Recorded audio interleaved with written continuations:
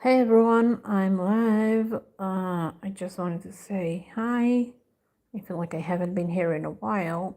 I just haven't posted in a few days and it feels like too long. Um, just wanted to say hello and to share with you some things. For those who've been following me for a while now, you know that I'm from Israel. And if you guys are watching the news, you know that we are going through some really exciting days. Mixed with tears and laughter. We got our hostages back, the living ones. We got some of the deceased ones. So, we're happy to finally get them. But of course, we're sad and still traumatized about what we've been through in the last 2 years. So, it's mixed emotions, kind of a day, in a few days actually. And today is actually the Jewish date of October 7th, of what happened on October 7th, 2023. So they're just showing on TV, the stories of the survivors and everything that happened. And, we're still in it. It's not over. People love saying that, the war is over, everything is over. It's not accurate. We are still processing. What I'm hoping that will happen is, now that everyone is coming back, is that we will start our healing process. I can finally start healing, which is a good thing. So yeah, right now this is what we're doing. We are processing, trying to heal, and yeah, that's basically it. What I wanted to talk to you about when it comes to Michael is, yesterday I was looking for any news stories about MJ in the media. I do that every few days. And yesterday I found this headline saying that the Casios are now suing. And I thought it was just an extortion by Frank Casio, but apparently now the whole family is suing, saying that things have happened for many, many years. And, so again, we have the same pattern, just like with the rest of the accusers. From what I know, last year in October, they closed the restaurant, which tells me they're in not the best financial, they need money. So, the easiest thing to do is to sue Michael. I mean, they knew him. Everybody know they knew him. And we all knew that Michael knew them since they were very, very young. So, they are now taking advantage of the fact that they knew him since they were kids, and they decided to share stories that never happened, obviously, to get, from what I know, $200 million, which is a crazy amount of money. But I guess if you're gonna go greedy, you're gonna go all the way, right?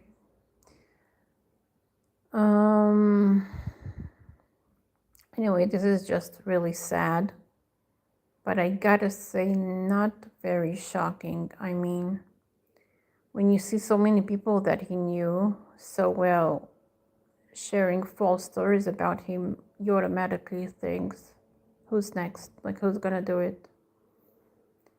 And I know you really cannot trust anyone these days, really. I mean, just because someone shares a great story about him today doesn't mean that he's not gonna lie tomorrow, So I really don't trust anyone. And whoever is going to tell stories in the future, it will not shock me.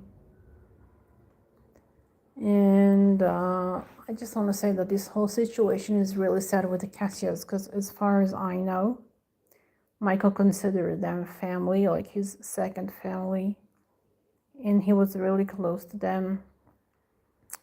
And it's tragic. It's even more painful than with the others, Robson and Safecheck.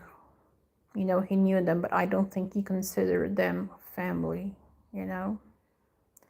With the Cassios, he was really close. When it comes to Frank Cassio, you know, I had his book, and I really enjoyed it at the time before I knew he was a slime bag. And it was one of my favorites out of my book collections. And as soon as I heard that he is extorting the estate, I threw away the book. Not before. I kept some pictures that were there because of MJ, of course. Because, you know, even though all those pictures you can easily find online, but I don't know, I just wanted like a physical picture, if that makes sense. So I took some pictures, I put them in a frame, and I have it in my room. But of course, I threw away the book.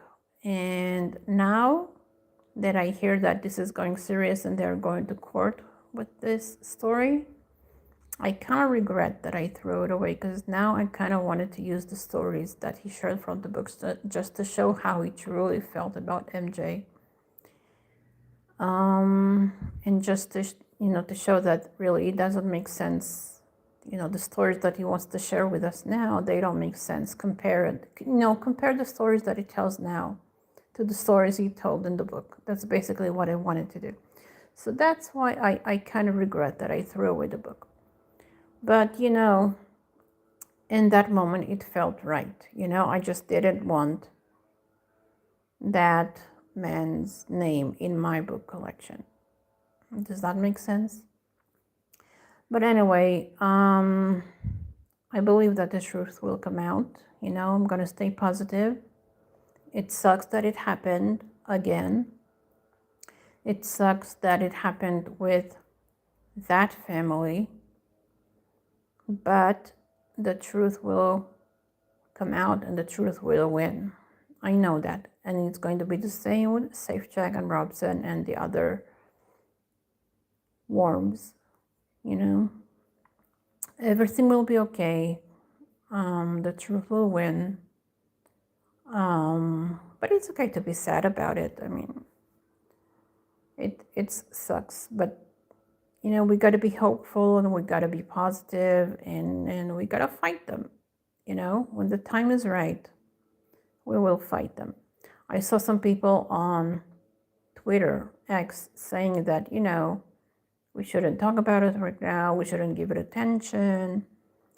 But I think that, you know, since we're not a cult and we can all be ourselves, then we should each do whatever we feel. And if I feel like talking about it, I'm going to talk about it. You know, I understand their approach, but as I said, we're different people with different opinions, and we're going to do whatever we want. So if they choose to stay silent, that's okay. I choose to talk about it. And well, that's basically it. That's all I wanted to share with you guys. When it comes to the future of the channel, right now I don't really have plans. I'm going to continue and share more clues with you, some more stuff from my memorabilia.